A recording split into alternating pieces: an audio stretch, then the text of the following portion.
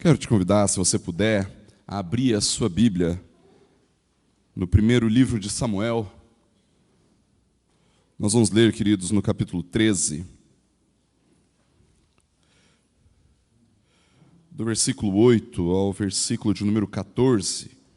Primeiro livro de Samuel, capítulo 13, do 8 ao 14.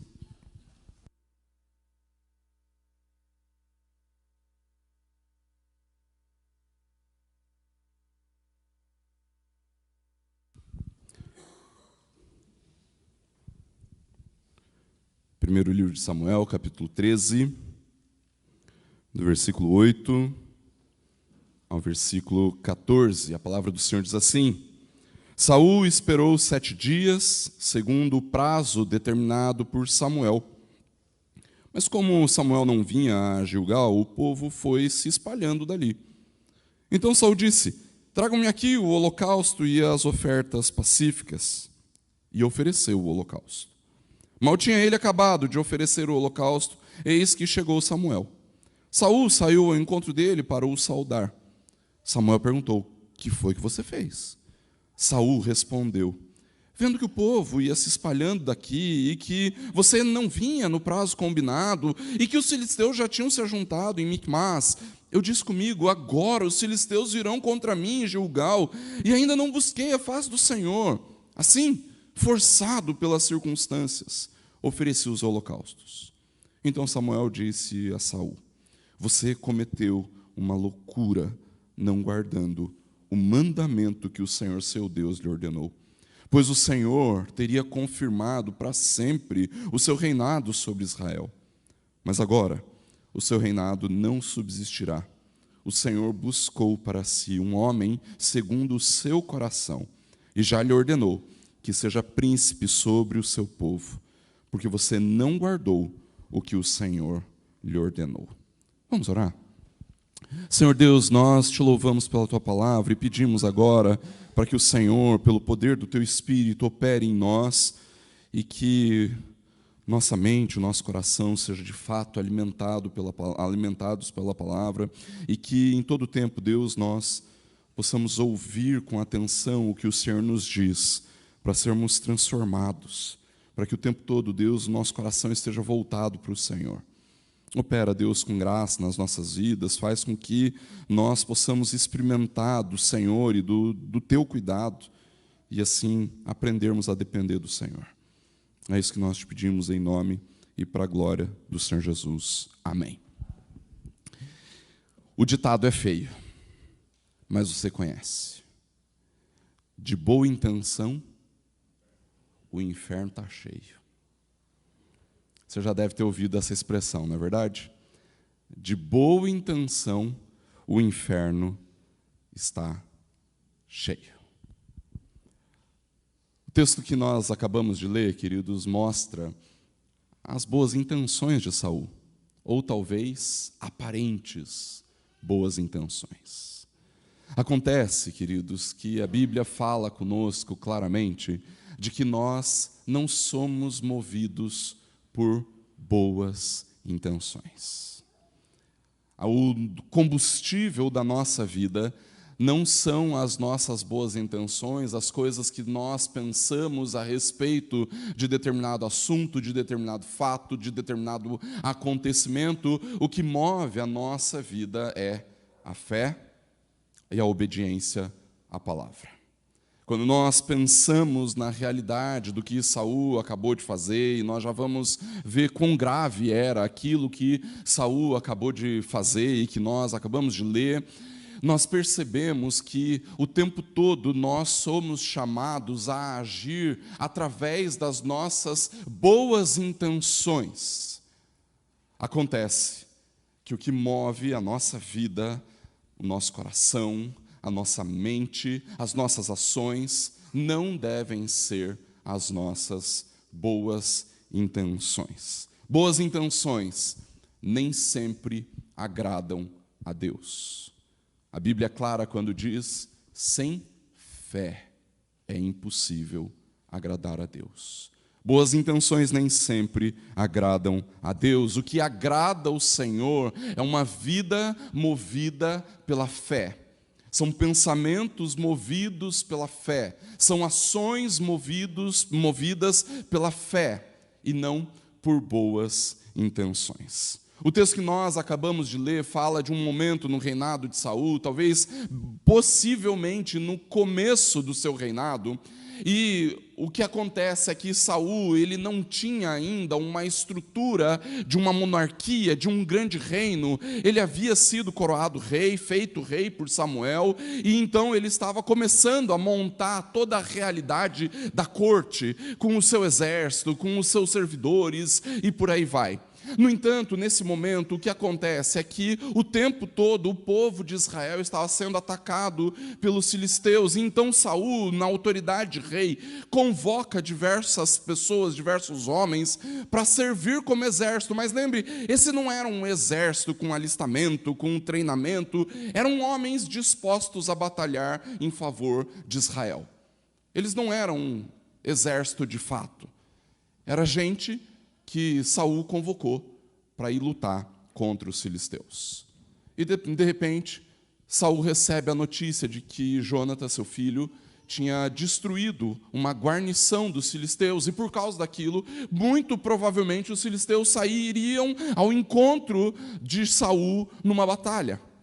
E o texto que nós não lemos logo antes fala que um grande exército de filisteus acampou contra Israel. E Saul, então, desesperado para proteger o seu reinado, desesperado para proteger Israel, ele vai com estes homens destinados à batalha, para o campo de batalha, e espera lá. Espera por 7 dias, para que Samuel chegasse e as ofertas, os sacrifícios, os holocaustos pudessem ser oferecidos ao Senhor. Mas Samuel demora para chegar. Samuel não chega no tempo em que ele disse que chegaria, no prazo determinado por Samuel. E porque Samuel estava demorando, então Saul resolve assumir para si mesmo, ou em si mesmo, o papel que não era dele. Oferecer holocaustos e sacrifícios era, de acordo com a lei do Senhor, uma obrigação, um dever exclusivo dos sacerdotes.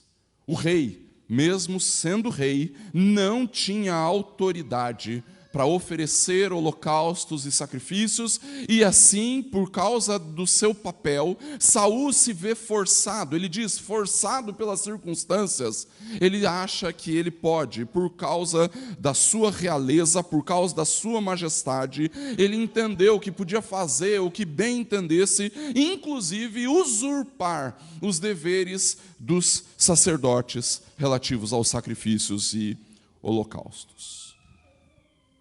E a gente pode ler o texto e, de acordo com aquilo que ele fala para Samuel, a gente pode pensar, mas estava tão bem intencionado, rapaz. Era um rei tão bem intencionado. Ele viu as coisas apertando e ele, com toda a sua boa intenção, foi lá e ofereceu os sacrifícios e os holocaustos. Mas a verdade, queridos, é que quando nós achamos que nós somos mais importantes do que Deus e negligenciamos o Senhor e a sua palavra, nós nos vemos muito mais movidos pelas nossas boas intenções do que por aquilo que a palavra de fato diz que deve nos mover. Acontece que boas intenções nem sempre agradam o Senhor. Os motivos de Saul, queridos, pareciam bastante legítimos. Veja, ele viu, o povo está dispersando. Daqui a pouco, os filisteus vão vir contra mim, e todos aqueles que eu convoquei para serem exército de Israel, todos esses vão ter ido embora. E aí, como é que nós fazemos? Como é que nós vamos à luta com um grande exército, com um numeroso exército, e não teremos ninguém preparado para a batalha? O povo está dispersando. A vitória do povo de Deus está em risco. Mas não só isso. Ele também olhou para a demora de Samuel. Samuel, você não apareceu no horário combinado. Na hora que era para aparecer, não deu certo, você não estava aqui. O que aconteceu? Samuel, olhando para a urgência da situação, os filisteus podiam atacar a qualquer momento, foi lá. Não, eu vou sacrificar, uai. Cheio de boas intenções.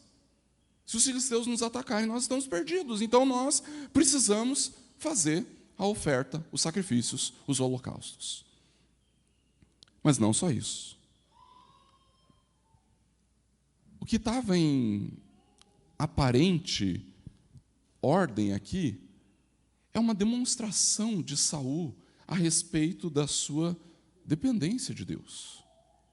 Você percebe que quando ele fala no versículo 12, os filisteus virão contra mim em Gilgal e ainda não busquei a face do Senhor. Aparentemente, uma dependência de Deus. Se o Senhor não fosse adorado, se o Senhor não fosse honrado, se eu não buscasse a face do Senhor, os filisteus iriam atacar e nós perderíamos a batalha. Nós teríamos sido derrotados. No entanto, queridos, todos esses motivos estavam apenas na aparência. Saul não foi movido por medo da dispersão do povo. Saul não foi movido pela demora de Samuel. Saul não foi movido pela sua dependência de Deus. Saul estava interessado única e exclusivamente no seu sucesso. No sucesso da sua posição, na manutenção da sua realeza, do seu reino, do seu poder, da sua autoridade, do seu status. Quando nós olhamos para aquilo que Saul fez e nós percebemos tudo isso, a gente vai ver que Saul, na verdade, não estava interessado no Senhor ou então no bem-estar do povo de Deus. Saul estava pensando em si mesmo, no seu sucesso. Afinal, veja, Saul ele achava que era o seu exército a sua maior arma na batalha. A forma de ganhar essa batalha é através desse povo que eu arregimentei para lutar. Saul pensava que o seu tempo era mais importante do que o propósito de Deus, era urgente. Samuel não aparece, então vamos lá. Eu mesmo faço, daqui que eu faço. Saul julgava que depender de Deus era apenas um recurso para a manutenção do seu poder e da sua posição. Acontece, queridos, que quando nós olhamos para a palavra do Senhor, nós acabamos descobrindo que a fé nos conduz, de fato, à obediência. A boa intenção vai nos conduzir a muitas coisas. A boa intenção pode, inclusive, em alguns momentos, nos conduzir a alguns aparentes acertos. No entanto, quando nós olhamos para aquilo que a palavra nos fala, nós somos chamados a viver pela fé.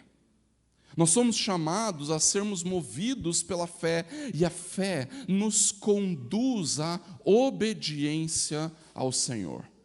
Saul sabia que ele estava desobedecendo. E ao saber que ele estava desobedecendo, cometendo uma loucura, como diz Samuel, ao não guardar o mandamento que o Senhor lhe ordenou, Saul, ele então abre mão daquilo que ele mais queria manter, o seu reinado, o seu poder. Se naquele momento a sua boa intenção era na manutenção do seu poder, a palavra de Samuel é justamente: o Senhor buscou outro para exercer o seu lugar. Alguém que o coração é segundo o coração de Deus. Alguém que foi construído para ser essa pessoa. E Saul, você não tem mais lugar. Saul, o Senhor estava disposto a te dar o reinado, a manter o seu reinado. Mas agora o Senhor buscou outro. Queridos, a obediência é muito mais importante que o resultado. Às vezes, nós somos tão movidos por resultado, e eu sei, a nossa sociedade nos pressiona isso, não é verdade? O tempo todo nós temos que apresentar resultados, o tempo todo nós temos que apresentar sucesso, o tempo todo nós temos que apresentar a vitória. E às vezes nós nos vemos negligenciando a nossa obediência ao Senhor por causa do resultado, por causa do sucesso, por causa da vitória. Acontece que a obediência é mais importante que a vitória. A obediência é mais importante que o resultado da batalha. Quando nós olhamos para o texto, queridos, nós vemos qual deveria ter sido a atitude de Saul. O texto diz que Saul esperou 7 dias, segundo aquilo que Samuel tinha determinado.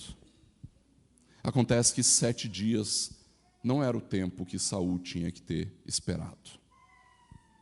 Era 7 dias e um pouquinho mais.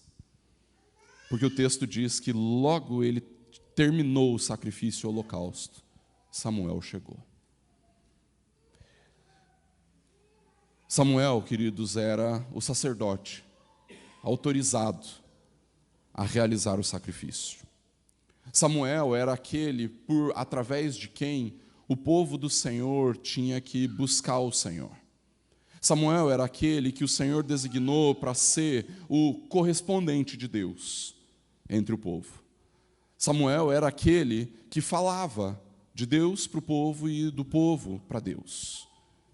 Samuel era aquele que intercedia diante de Deus pelo povo de Deus. Hoje, nós não temos mais um Samuel, ou se temos é apenas no nome. Mas nós temos um sacerdote, alguém que apresentou sacrifício, apresentou o seu corpo como sacrifício, como sacerdote, perfeito sacerdote, sumo sacerdote e perfeito sacrifício, ser aquele de quem nós dependemos no nosso relacionamento com Deus. Muitas vezes, queridos, nós, por causa das nossas boas intenções, nós somos levados a ir fazendo, a ir realizando do jeito que dá, de acordo com os recursos que nós temos, de acordo com a urgência da situação, de acordo com, ou forçado pelas circunstâncias, como diz Saul. E às vezes, Deus só quer que a gente espere. Às vezes, Deus só quer que, como salmista, nós esperemos pacientemente pela chegada do nosso sacerdote. Às vezes, Deus só quer que o nosso coração sente e aguarde aquilo que Jesus vai fazer.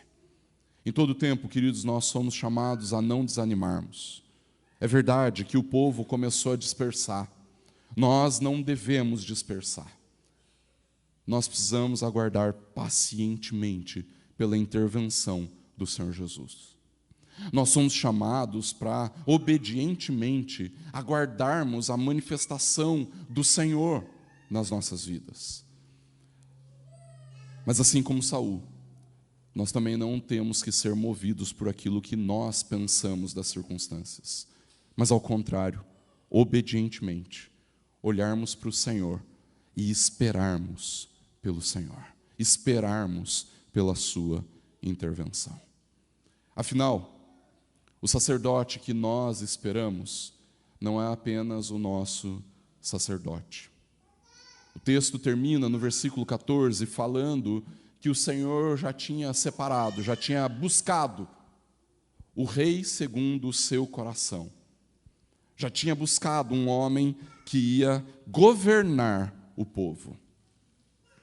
A gente sabe pela história que este homem era o rei Davi, que um pouco depois é ungido rei e muito depois é feito rei. Acontece, queridos, que nós sabemos apesar de o rei Davi ser o homem segundo o coração de Deus, como o texto diz e como o livro dos Atos dos Apóstolos vai nos dizer também, nós sabemos que Davi não é o rei perfeito. Nós temos um rei perfeito, um rei sacerdote. Ele sim, apto a apresentar sacrifícios, ele sim apto a apresentar-se a si mesmo como holocausto, como aquele que deu a sua vida para nos salvar, para nos resgatar. Hoje nós não temos mais um rei imperfeito que governa sobre nós não temos um rei limitado que governa sobre nós, mas ao contrário de Saul, e muito melhor do que Davi, o rei Jesus governa com bondade sobre as nossas vidas. E quando nós esperamos pela intervenção do Senhor, nós não estamos esperando tão somente um sacerdote que possa sacrificar no nosso lugar.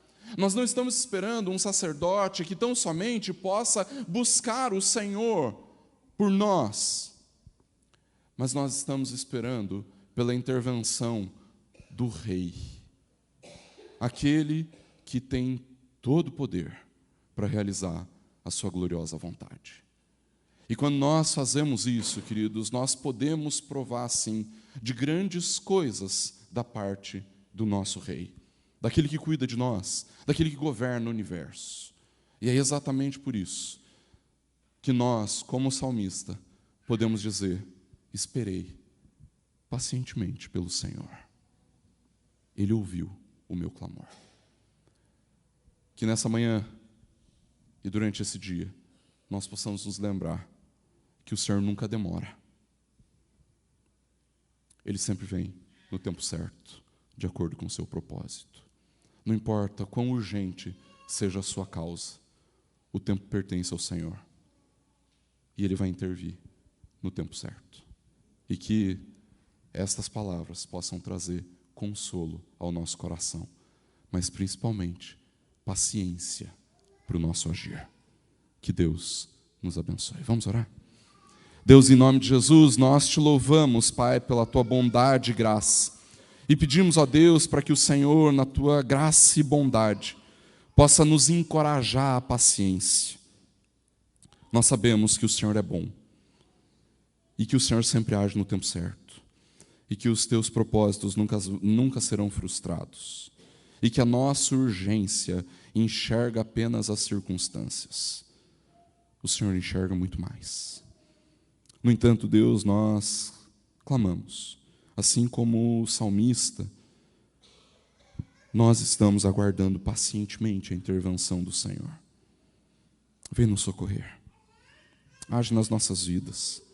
Deus, quantos não são aqueles que sofrem, aqueles que passam momentos de aflição, aqueles que passam por momentos de luta, que veem os exércitos acampados contra si e que esperam pelo Senhor. Deus, nós aguardamos pelo Senhor. Por isso, Deus, apressa-se a nos socorrer, por favor. Opera nas nossas vidas, fala ao nosso coração, e que a paciência seja edificante para nós, e que o tempo todo nós sejamos encorajados à dependência do Senhor. Opera nas nossas vidas. É o que nós te pedimos, em nome e para a glória do Senhor Jesus. Amém. Queridos,